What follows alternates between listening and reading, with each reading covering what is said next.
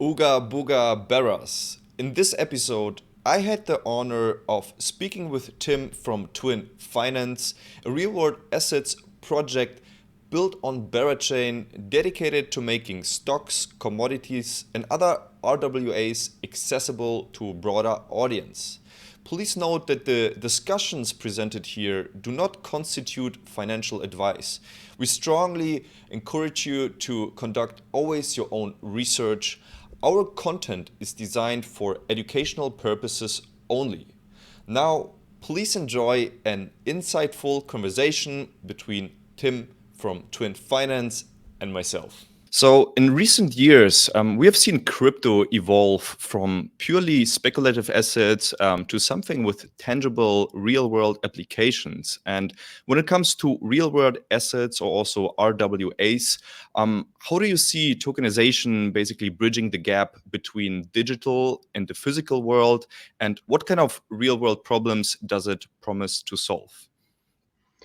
Yeah, that's a good question. And I mean, we have seen some very successful real world assets already. And these are basically stable coins, because basically every stable coin is a real world asset. One stable coin is worth $1. The biggest problem we are facing in real world assets is generally there's two ways how you can do it. One is sort of like, and you also see this in the stable coin space. One is you have somebody taken the actual asset as collateral and then issuing a token backed by this asset. This is the way Tether works. This is the way USDC works. And the other way is by issuing synthetic assets, which is obviously more difficult to keep the price in where it should be. But it has advantages, and especially when it comes to real-world assets that are like stocks and indices, etc., you're getting in quite some regulatory difficulties, I would say. It's very difficult to do this sort of like in the model that Tether and USDC are doing for their stable coins. And therefore, so far, for these type of assets, mostly what we have seen are synthetic assets. So they're backed, and their value should be sort of like mirroring the real world asset, but they are not the actual asset. And this obviously has on the regulatory side has advantages. On what is more problematic, obviously, as I said, is that it keeps the value that it should have. Got it. Yeah, thank you so much. And yeah, Tim, I mean, I think you have a very impressive background. So you are sort of, or could you share with us your transition from basically coming from TradFi into crypto, and also, explain us how was your experience or what influenced your experience basically moving into the crypto industry? Yeah, so I actually got into crypto in 2017. I've been in TradFi, so investment banking, for more than 20 years. And but I've always been interested in technology and new trends, and always also been coding myself. And in 2017, when I got into crypto, I was first skeptical. I remember that quite well. I was in a car with a friend, and she told me about Bitcoin. I had heard about it. Had said, okay, this is this strange asset, most likely scam. And because we talked about it, I watched the price a little closer, and it immediately, I think it dropped by 20% in the next month or so. I said, okay, you're right. What year was that? 2017. 2017. So actually, okay. it was sort of like only a minor backlash in the year. We had a big boom then at the end of the year, but it got me interested. And this is, I think, what a lot of people are doing. That first they need to sort of like get interested, look into it, so I looked deeper into it, and I found Ethereum at the time. And Ethereum fascinated me because of the possibility to program money. Programmable money was sort of like what got me hooked.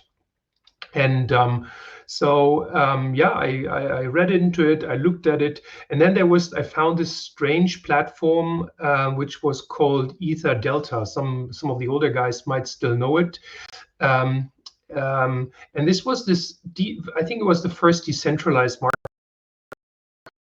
marketplace, and it looked almost like a stock exchange. And I was working on a trading floor, and there were like traders and many people in back office. And I was always asking myself, why do we actually need these people in back and middle office? This should all be automatic. And then you come and you find this strange place where you can trade any type of shitcoin in the end, but you can trade them and everything works automatically. And it wasn't perfect, for sure not. It was also early days of crypto. But it fascinated me. And I thought, okay, but you should be able to trade real assets, assets that like stocks, for example. That would make so much sense. And that is actually when I first started sort of like thinking how it would be possible to do that. Yeah, very, very interesting. And in fact, I also started around 2017 and initially heard about Bitcoin, and then Ethereum is actually what sort of got me hooked. I have a similar background to you. I also come from the finance industry. I actually wanted to do investment banking career, but then decided to go full time into crypto. But you already have this like sort of TradFi experience, and I guess you are now bringing all of it, into your product, into Berachain, which we are also going to talk about. So that's very interesting. So yeah, it's really good to have like sort of this finance experience, and then bringing it into crypto. I really love to see that, But before we talk about twin finance and so on, maybe when it comes to RWAs or real world assets, a lot of people, think about real estate, right? But I think RWAs are so much more than real estate. And in fact, Twin Finance or your product doesn't even focus on real estate, right? You guys are focusing on other things. So maybe you can explain what RWAs are also, and what Twin Finance is about. Mm-hmm. Yeah, sure. I mean, I think it comes from the fact that real world assets sound similar to real estate, but actually, real estate, I personally think, is one of the more difficult things to bring on chain, because it's really a tangible, very tangible asset. To hold it, it costs money. I mean, you cannot just put it into a vault somewhere and just keep it there or have it in an account. Real estate, every piece of real estate is different. There is tenants, there's daily business to be done, and I think this makes it actually quite complicated to make a tokenized version out of it, and especially because every single piece of real estate is different. We are focusing more on stocks, stock indices, commodities. This is more or less what we are focusing on. And at Twin Finance, our platform can cater any asset that has a price. So a piece of real estate, for example, the Trump Tower in New York, we could not do on our platform because, and I will explain it in a second how it works. We need a price of the actual asset in order to make a digital twin out of it. And if we don't have that, it doesn't work. That said, I personally think, I mean, this is wouldn't say philosophical question, but it touches sort of like the real fundamentals of crypto. But crypto is, in my view, is meant to include as many people as possible. And we all know, and especially when you come from a Western country, it's obviously your experience to buy stocks and similar assets is a lot different than when you are from a more developing country, because there it's extremely difficult, if not impossible, especially if you're not very rich, to have an account where you can buy stocks, for example. And my original idea was simply, and why I'm also so passionate about it, is we want to actually when I was in university, I wrote I wrote my thesis paper about microlending and microfinance. So finance, how finance works in not so rich communities. And the problem you always have is that the cost per transaction are simply too high if it involves manpower and all of that. And with a crypto platform, you can actually do this at zero costs. I mean, if you have smart contracts and you are running a front end, your costs for an additional user are basically zero. So this is the only possibility, in my point of view, to bring these type of assets to people also in less wealthy regions of the world. And I think for those, I mean, if you see historically, stocks, for example, have returns of 6, 7, 8% per year. So this is definitely something which, even if you have small amounts, and if you can only save small amounts per month or per year, it's extremely valuable for these people if they do that. But it's difficult because the product is simply not available, and that is really sort of like what makes me motivated, sort of like to be interested in these type of assets.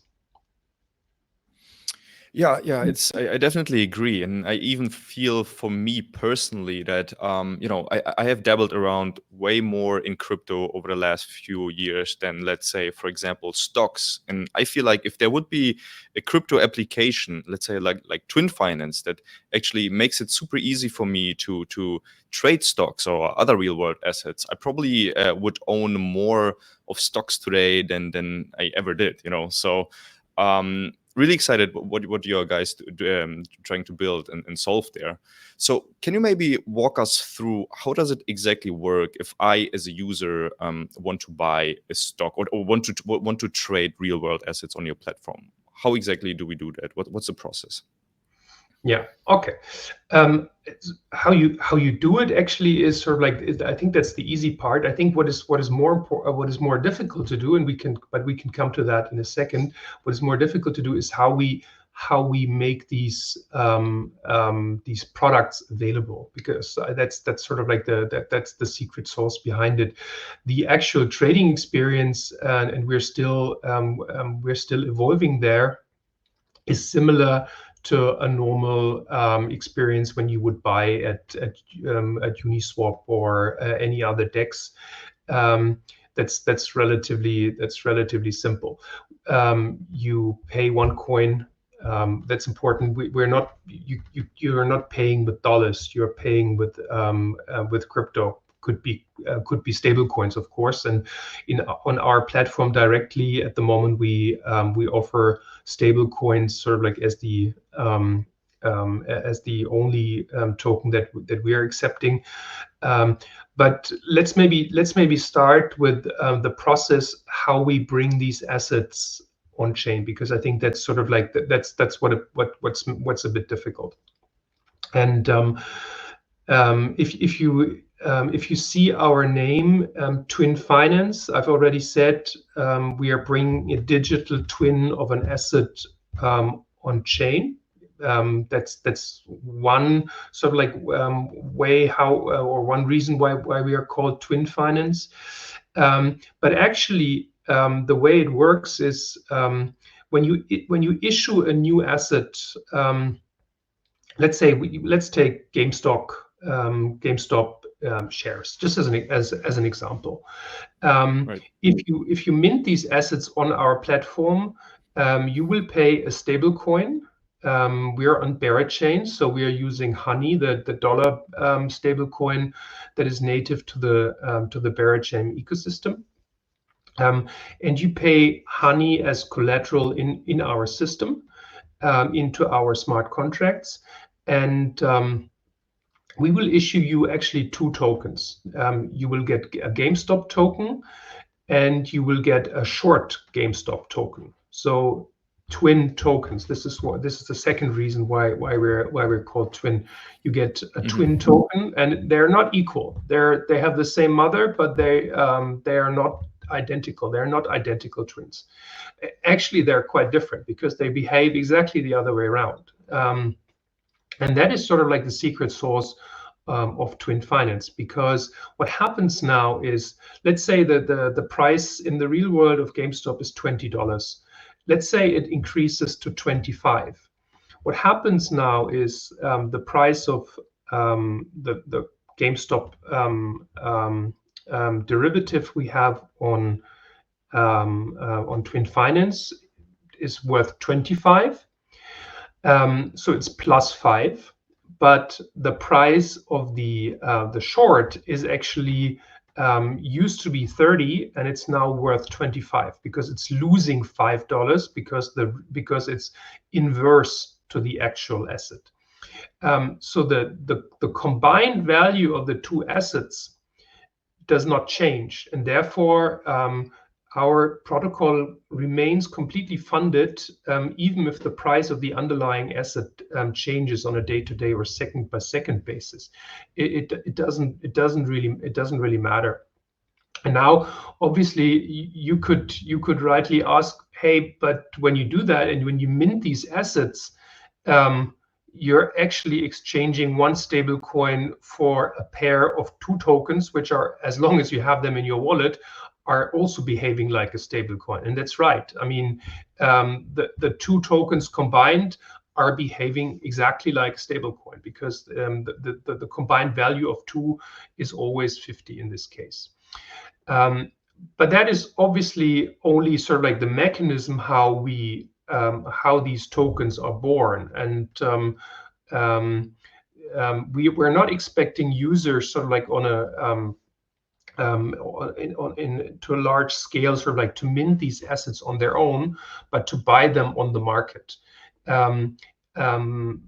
We are expecting minters to be mainly those guys that have a bit more money and want to provide liquidity to earn by providing liquidity in these assets. And so for the normal user, he or she would just go to the market and buy the long, or if they want to short it, they buy the short. So the experience is just a normal sort of like buy process or sell process. And then obviously there's the liquidity providers that are taking the risk that the price is changing.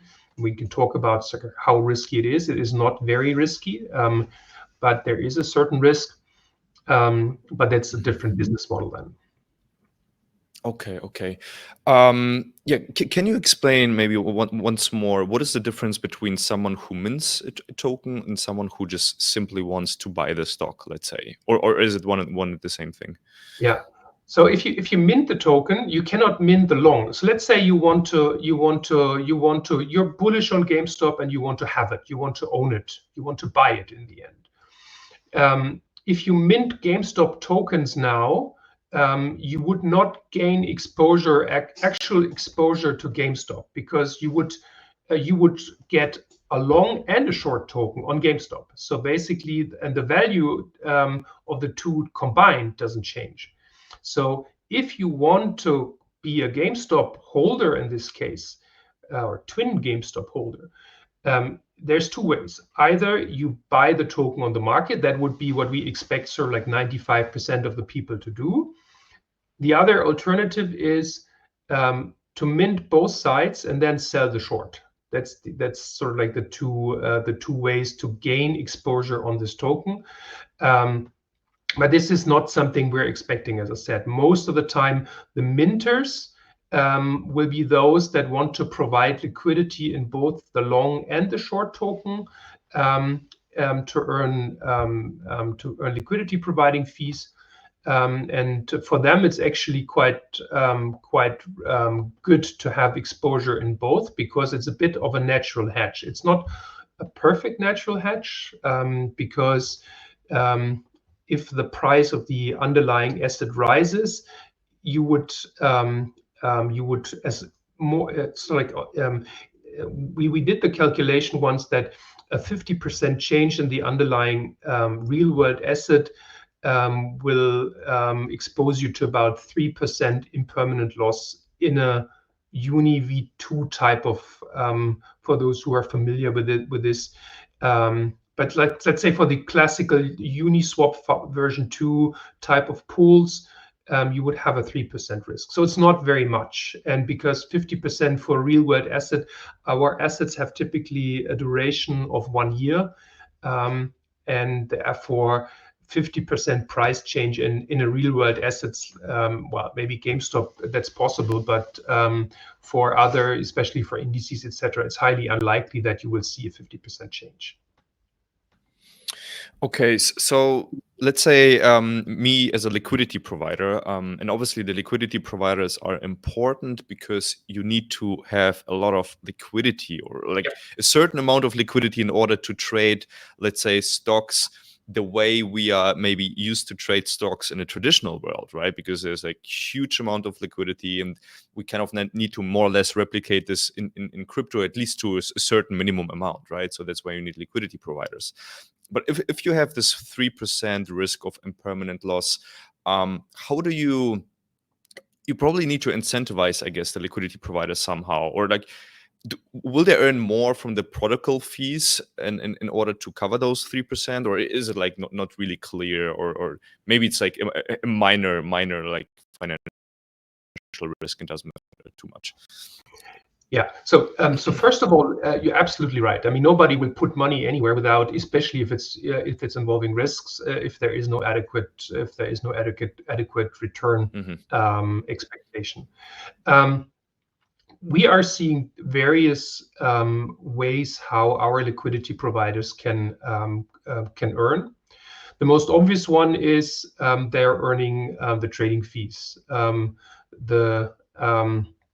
We're currently on our internal market. We have 30 basis points, so 0.3% trading fee. Will this always be that number? Maybe, maybe not. For now, I think it makes sense. So you earn when there is trade in the pool, you earn trading fees. Simple mechanism that you will have also if you provide liquidity for ETH against USDT in a Uniswap pool, for example. On top of that, we are launching on Berachain, and Berachain has what they call the proof of liquidity consensus mechanism. And in the end, that means that a significant portion of the fees or of the inflation that the blockchain is generating is going to liquidity providers, and the protocols and their liquidity providers.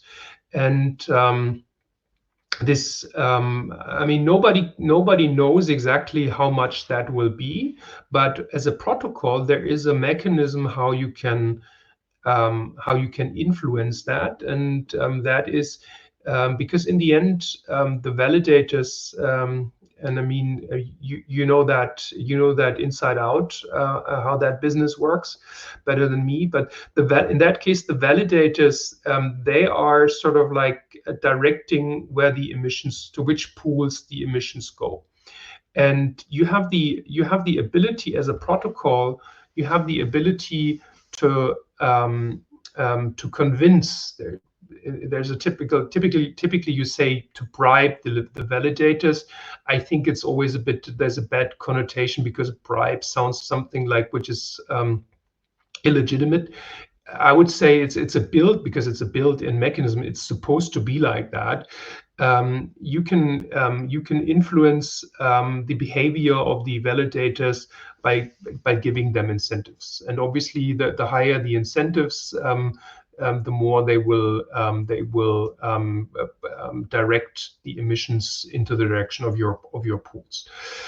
So you need to offer something to the validators, and what is, I think, for our protocol quite good. Most protocols will use their own token. And we will do that initially as well, most likely.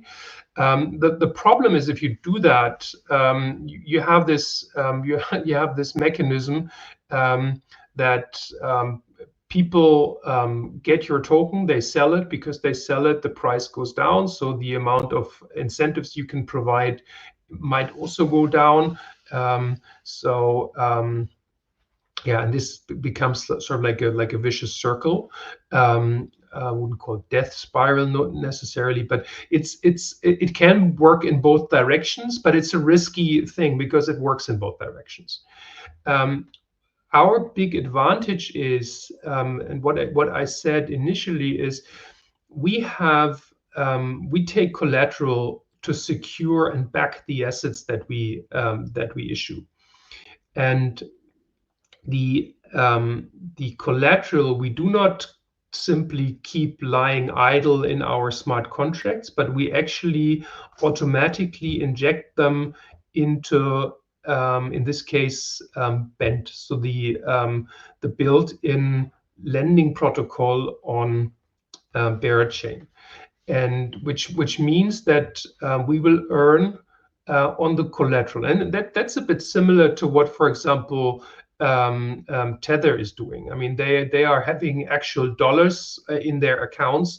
They get interest on that. Tether is in the great situation that they can just keep it for themselves, because Tether, the asset, is in such high demand that because it's useful for crypto people to have a stable coin. But in our case, we will use this. We will use this yield that we earn on the collateral to give these as incentives to the validators. So this should create at least part of the virtuous circle, hopefully, that allows us sort of like to. And as I said, I mean, it's actually quite, it's not risk-free, but it's the risk exposure, depending, obviously, if you go into a concentrated liquidity pool, it's a different story. But sort of like for a Uniswap V2 type of pool, it's very, very limited risk. So it's almost like stablecoin farming if you have both sides. And so that's the big advantage we have in the Berachain ecosystem, and part of also why we are so happy to be part of that ecosystem is that simply protocols and their users are getting some of the money that would usually only go to the validators and the stakers behind them. Okay, got it. Very interesting.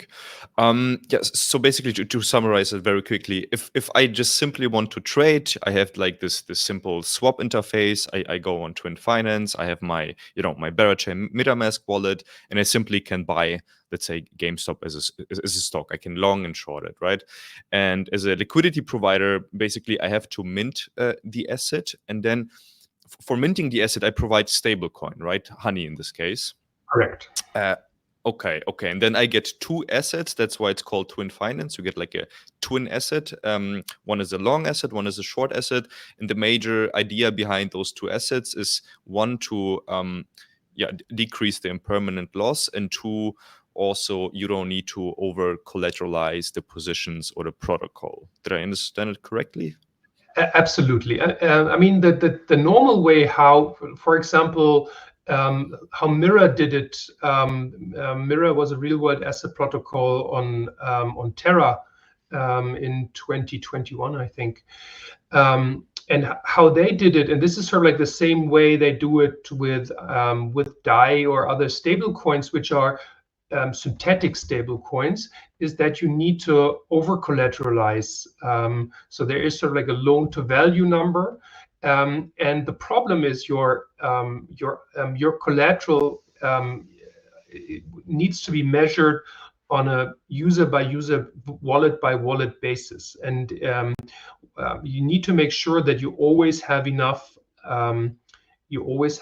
liquidity in your account in order to have enough collateral so that you're not liquidated.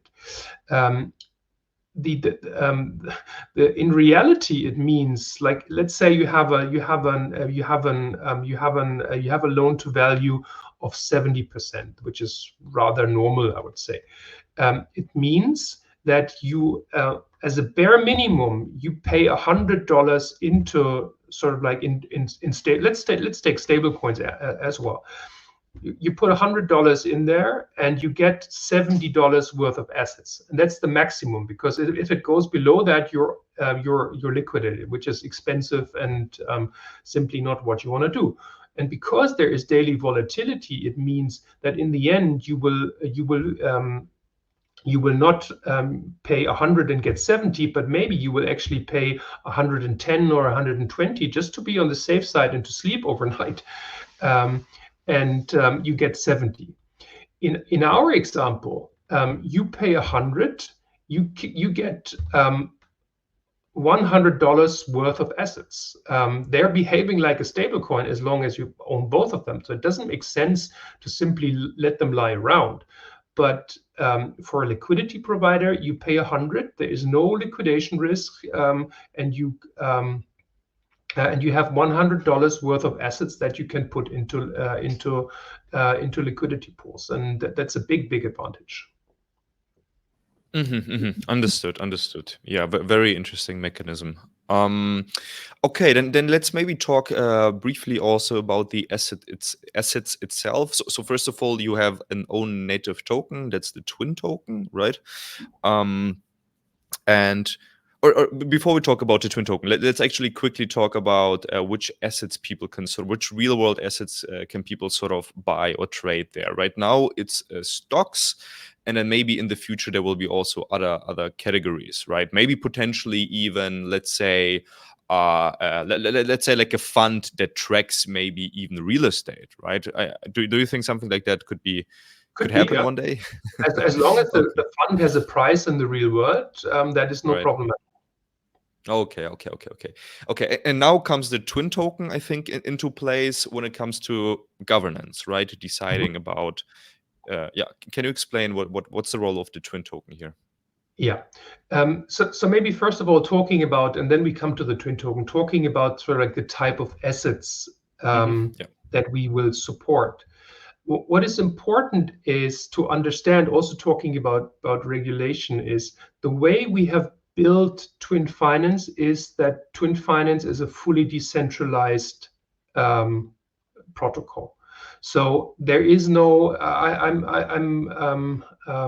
I'm sitting here today, and you see my face, but I have no other rights than any other user in the protocol. So there is no special rights to anybody.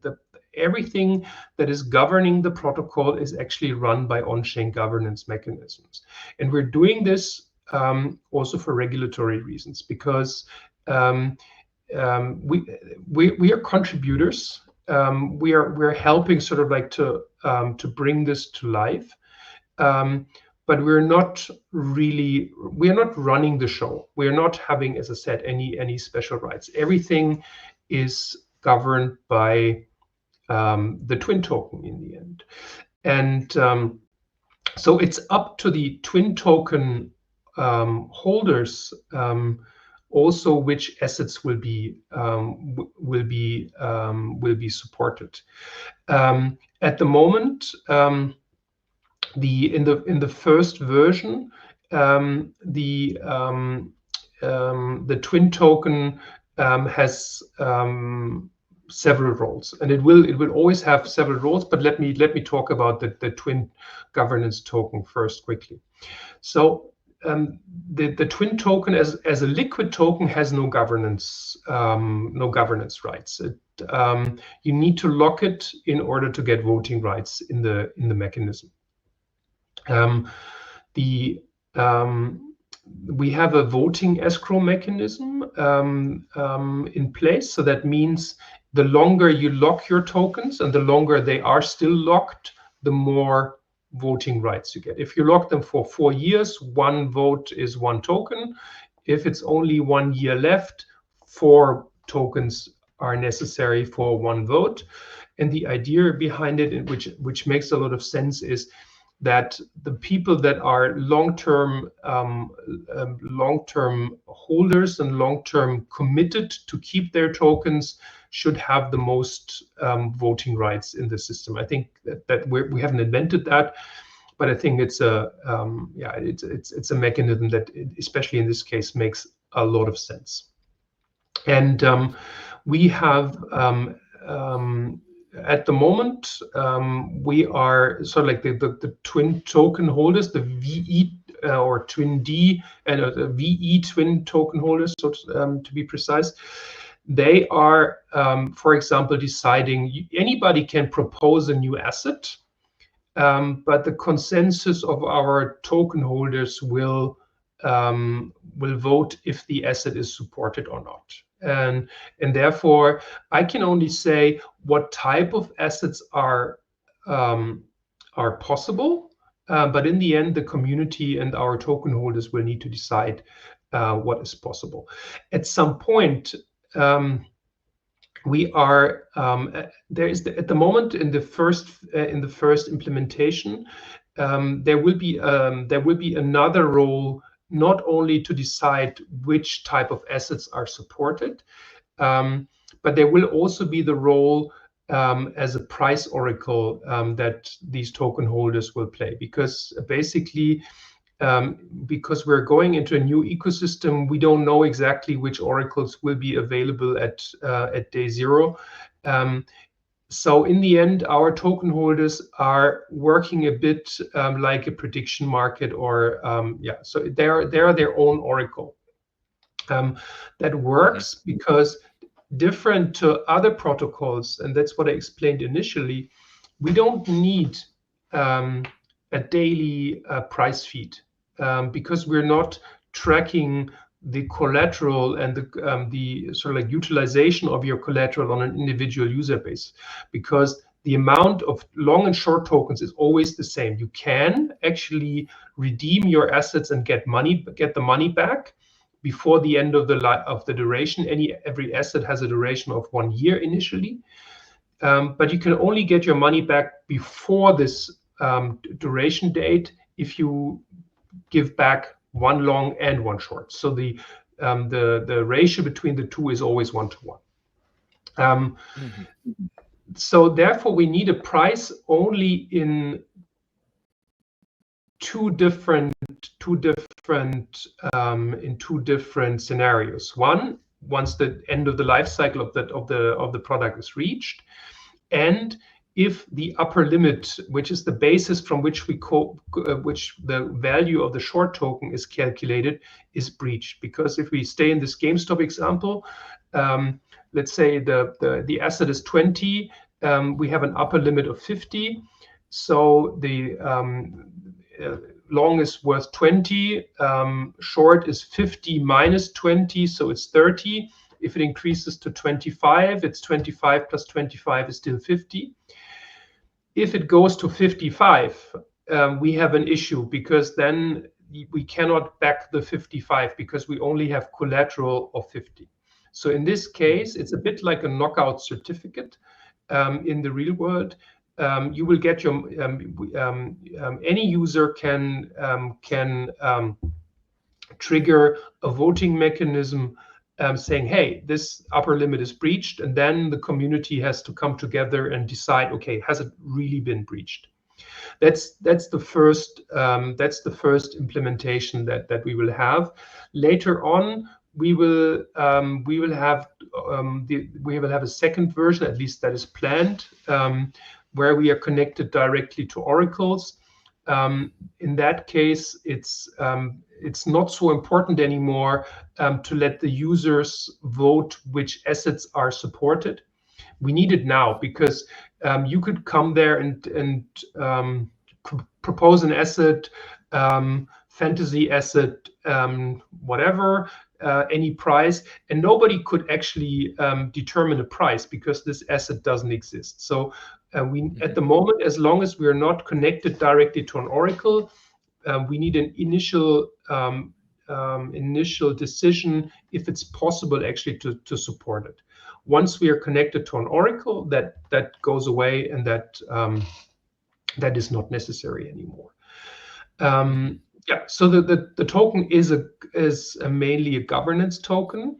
What we will do is, because it's always the problem with these type of protocols, that you need to motivate the holders to actually use their voting rights. We will provide incentives for voting.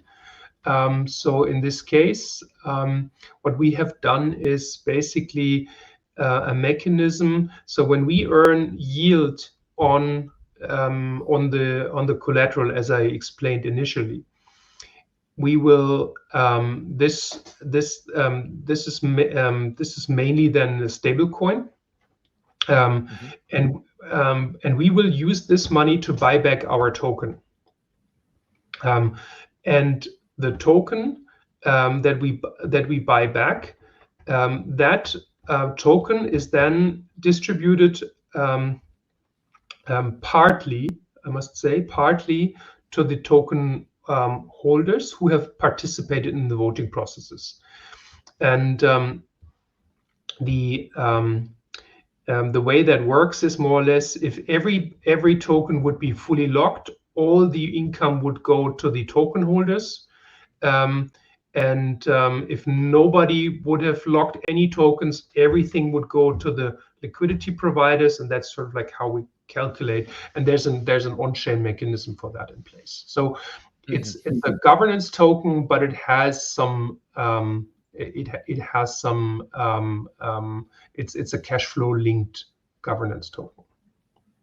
Okay, understood. Yeah, very interesting. And the Oracle topic was also one of my major like thoughts or questions. Is like there's so many different let's say stocks and real world assets and so on. And where do you get actually the prices from, right? And yeah. As I said, initially we will be our own oracle, but we are talking to several oracle providers that can deliver us sort of like we need an on-chain pool oracle price. So we don't need them often. We don't need sort of like a constant price feed, but we need the possibility sort of like for our smart contracts to call an oracle and say, hey, give me that price of that asset, and to immediately, without any influence from anybody else, get it directly into the smart contract so that everything is going in a decentralized way, and without any influence from any of the people. Right. Interesting. Yeah, I think we're coming slowly to an end. So I have maybe one or two questions left for you. Can you maybe elaborate once more? And I mean, we talked a little bit, or you talked a little bit about proof of liquidity already. But why did you decide to build on Berachain? Like, why not other EVMs? Why specifically Berachain? Yeah, that was actually, I mean, the funny part is Berachain. We're in contact with Berachain for more than a year now. So we're really building long on that, and we basically got in contact with them through a friend who works for a crypto VC, and he met one of the Berachain team members, and in a conference, and he said, look, I mean, there's these guys, they're building this protocol, maybe you should talk to them. And so actually we wouldn't say they found us, we were sort of like we were introduced to each other, and I immediately liked this whole proof of liquidity mechanism, because it's one of the big problems for any protocol, and you mentioned it initially. We can build a protocol that works super fine, but if there is no liquidity in the tokens, in the liquidity pools, you cannot use it, because then there is, I mean, it doesn't make sense to mint them, because then you're exchanging one stable coin for a set of two tokens which are in combination still a stable coin. So you need liquidity providers, and the problem with that is always the liquidity providers, they need incentives. They don't do that for granted, and especially in the early days, if things, let's say, if things evolve, there will be trading, and you will be at least that's the expectation. You will be able to earn your fees, and the return expectations must not be that high because it's relatively risk-free, but you will want to earn a good yield. And when something like that launches, they will not be the same sort of like trading activity maybe that you have once the market is more established. So you need to bridge that gap. And proof of liquidity provides a mechanism that helps protocols solve that problem. And I mean, other chains have done this. I wouldn't say the same, but it's similar. They have addressed it differently. They have like Arbitrum, for example. They launched also without a token. Then they did an airdrop, and then they gave grants to protocols, and the protocols used these then to incentivize their users. I mean, that's basically the classical way, like everyone else is doing. Yeah. And then, but that's always. I mean, you need to be big in order to you need to be big already in order to get grants. But how do you get big when you don't have any sort of like any incentive to give? So the only way to do that, how that typically works, is that you need to provide aggressively your own token with the risks that are involved in that, or you need to have an extremely strong backing from VCs or whatever type of investors. So that you have enough money sort of like to bring to the table. And Berachain, I think they have turned this around. They have said, okay, we are giving the ecosystem a mechanism that helps us to decide who is worthy of getting grants in the end. Who is getting our precious Beras or BGT tokens in that specific case. And that is something which fascinated me initially about Berachain, and why we decided to build there. And I mean, we're building there now. We've been building before, but specifically on Berachain now for more than a year. And I would have thought that the chain would be live already if you asked me a year ago. But to be honest, I'm not at all sad, and I regret nothing, because what I have and what we have experienced on Berachain is extremely positive. It's really the atmosphere. What Berachain, I think that's something which sets them apart. Berachain, not only this proof of liquidity mechanism, but what Berachain makes differently than other chains is they're actively trying to build innovative stuff, and we're building something that hasn't been built big on any other chain before. And that's a lot of other protocols that do that as well. And that's normally, I mean, if you have a chain, there might be an airdrop coming. You will see 5 different lending protocols pop up. There will be 5, half of them RUG. There will be 5 DEXs coming up, all copycats of Uniswap, and maybe a Solidly clone. So there is no innovation. This is always sort of like the same stuff that people use, and they're using this basically. I mean, they're always sort of like using the same stuff, and it's basically not adding any real value. And that is something which is completely different at Berachain. They are really from the foundation, the Berachain Foundation. They are nurturing innovative protocols, and not only that means that we get great support, but also that there is other protocols that we can use. And we at the moment and initially we will be an asset issuance protocol. So we make it possible that you give us a stable coin and you get real world assets in return. But we don't want to stop there. I mean, when you ask me about my vision for Twin Finance in 10 years, we want to be Robinhood on steroids. We want to be a neo broker for everybody in the world, but not only, again, not just copying what brokers have done in the real world, but there is actually possibilities that we can build that you cannot in the real world because we are in a blockchain world. So just to give you an example, we can in Berachain there is, for example, there's Gummy, which is a lending protocol. We will use Gummy to give our users that just want to hold the assets because they believe that it will go up or they believe it goes down, so therefore they hold the short. They can put their money into this DeFi lending protocol and earn yield on top because other people that are super bullish, they might want to lend the tokens to leverage trade. And this is not our business then, but it's possible with our tokens because we are providing tokens.